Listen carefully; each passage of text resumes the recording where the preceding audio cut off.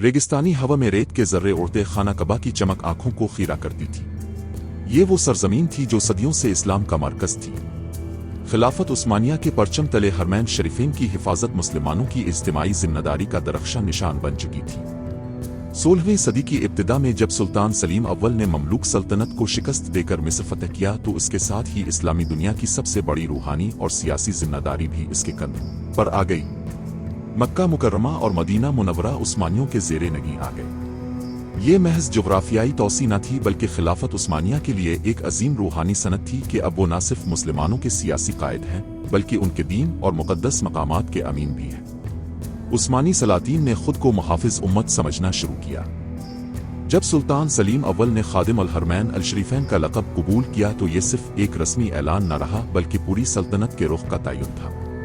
बाद के खुलफा ने मक्का और मदीना की खिदमत को अपने इक़्तिदार का सबसे बड़ा मकसद बनाया। इसलिए खिलाफत उस्मानिया के आने वाले तमाम सलातीन ने मक्का और मदीना की खिदमत में कोई कमी न रखी। शाहराहें तामीर की गईं, काफिलों की हिफाजत के लिए फौजी भेजे गए और हरमैन शरीफेन की देखभाल पर बैत अलमाल की खतीर रकम वफ़ की गई। ये खिदमत उम्मत के दिलों को उस्मानियों के साथ जोड़ने वाली सबसे मजबूत कड़ी साबित हुई, क्योंकि हर मुसलमान समझता था कि खाना काबा और रोज़ा रसूल की हिफाजत एक ऐसी सादत है जो सिर्फ अल्लाह के मुंतखब बंदों को अता होती है।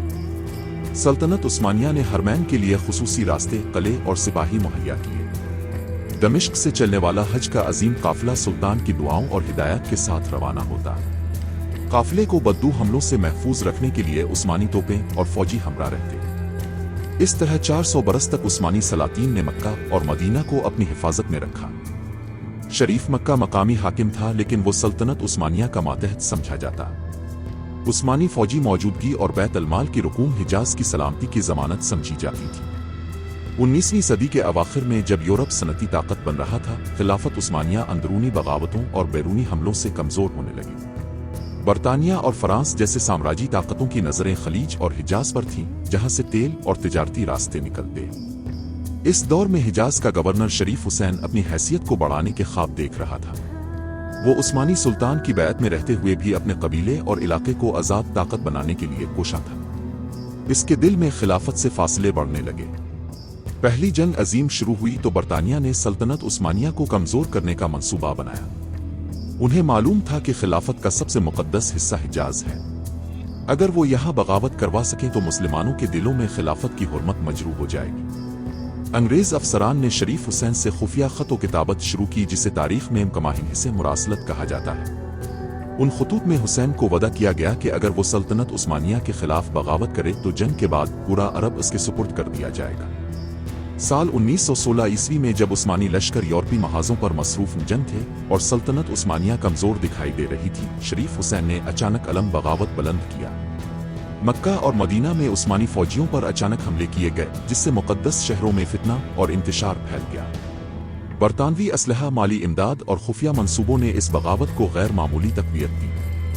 शरीफ हुसैन ने जल्द ही खुद को आज़ादी का अलमबरदार जाहिर करने की कोशिश की और नाम निहाद अरब कौम परस्ती के नारों से अपनी सियासत चमकाई। शरीफ हुसैन ने तर्कों के खिलाफ अरब बगावत को जिहाद का नाम दिया, हालांकि वो गैर मुस्लिम ताकतों से इत्तेहाद कर रहा था।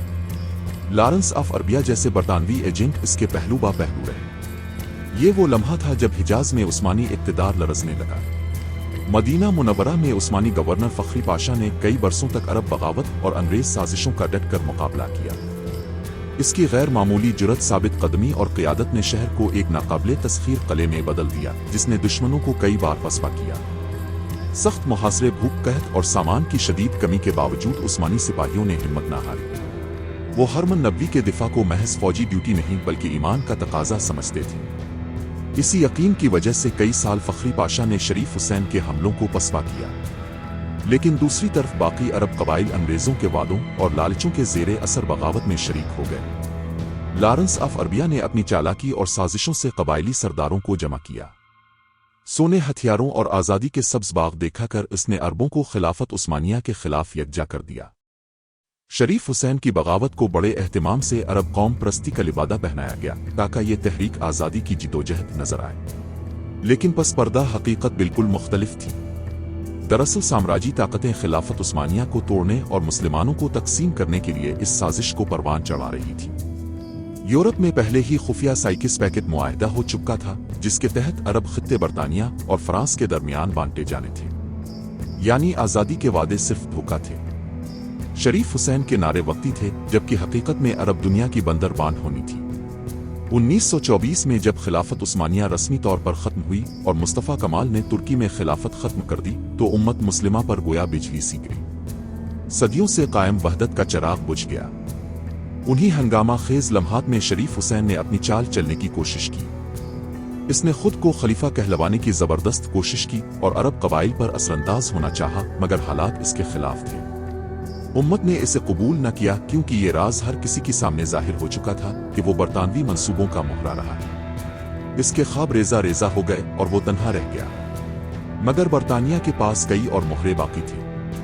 इसलिए ही नज्द के सहराओं में एक और ताकत उभर रही थी, आले सऊद। मोहम्मद बिन सऊद और मोहम्मद बिन अब्दुल वहाब की पुरानी तहरीक अब नई ताकत हासिल कर चुकी थी। अब्दुलजीज इब्न सऊद ने अपने कबाइल को मुज्तमा करके मक्का और मदीना की तरफ बढ़ने की तैयारी की। इब्न सऊद ने न सिर्फ अपने कबाइल को मुनज़्ज़म किया, बल्कि बरतानिया के साथ मजबूत रवाबित भी कायम किए। रेगिस्तानी सरदारों को अपने साथ मिलाने के साथ साथ इसने अंग्रेजों को यकीन दिलाया कि वो उनके मुफादात के तहफ़्फ़ुज़ में ज़्यादा वफादार और काबिल एतमाद इत्तेहादी साबित होगा।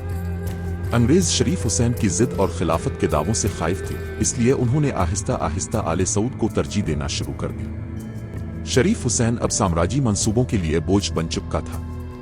इसका रोब मांद पड़ गया और हिजाज में इसकी पोजीशन मुसलसल कमजोर होती गई। 1924 में जब अल सऊद की मुनज़्ज़म फौज ने मक्का पर चढ़ाई की तो शहर में खौफ और बेयकीनी की फिजा फैल गई। शरीफ हुसैन के हामी कमजोर और मुंतशिर हो चुके थे।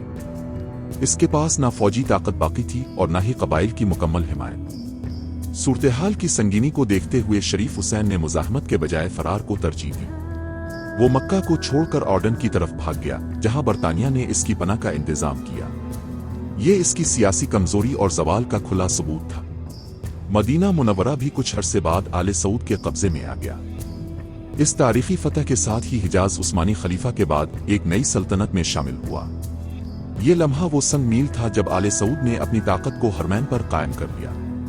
मगर अपने पालतू लोगों की नवाजने की पॉलिसी पर अमल पैरा रहते हुए शरीफ हुसैन की औलाद को भी अंग्रेजों ने मुख्तलिफ खतों में तख्त पर बिठाया। इसका बेटा अब्दुल्ला ऑर्डन का हुक्मरान बनाया गया, दूसरा बेटा फैसल इराक और बाद में शाम के तख्त पर बिठाया गया।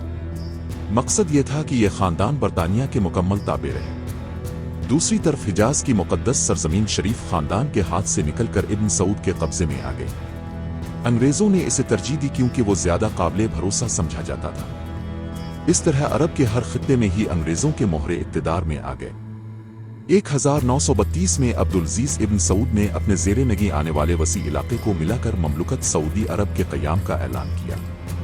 ये नई रियासत तेल के इम्कानात और हरमैन शरीफेन की मरकजियत के बाइस तेजी से आलमी तवज्जो का मरकज बन गई। सऊदी अरब के क़याम के बाद हरमैन शरीफेन अल सऊद की जिम्मेदारी में आ गए। उन्होंने हिजाज को अपनी नई सल्तनत का दिल बनाया। तेल की दरियाफ्त ने इस रियासत को दुनिया की अहम ताकत में बदल दिया। बरतानिया और बाद में अमरीका इसके बड़े इत्तेहादी बन गए। यूं वो सरजमीन जो सदियों तक खिलाफत उस्मानिया की हिफाजत में थी, साजिशों और बगावतों के नतीजे में उस्मानियों से छन गई। शरीफ हुसैन साम्राज्यवादों का शिकार हुआ और तारीख में रुस्वा हो गया, जबकि अल सऊद ने एक नई रियासत की बुनियाद रख दी। आज भी तारीख का सच यही है कि हिजाज उस्मानी परचम के साए में सबसे महफूज रहा। उम्मत मुस्लिमा की वहदत टूटी तो साम्राज्यी ताकतों ने इसे तकसीम कर दिया। ये तकसीम आज तक जारी है और उसकी मिसाल फलस्तीन में तबाही पर मुस्लिम हुक्मरानों का इकट्ठे न होना है। फितने आगे बढ़ रहे हैं। एक शैतान मुक्त 6 मुसलमान ममालिक पर इसी साल हमला कर चुका है और कोई इसका हाथ नहीं रोक रहा। सवाल यह है कि क्या मुसलमान दोबारा कभी मुत्तहिद होकर हरमैन शरीफेन के साए तले एक दूसरे का तहफ़्फ़ुज़ कर सकेंगे?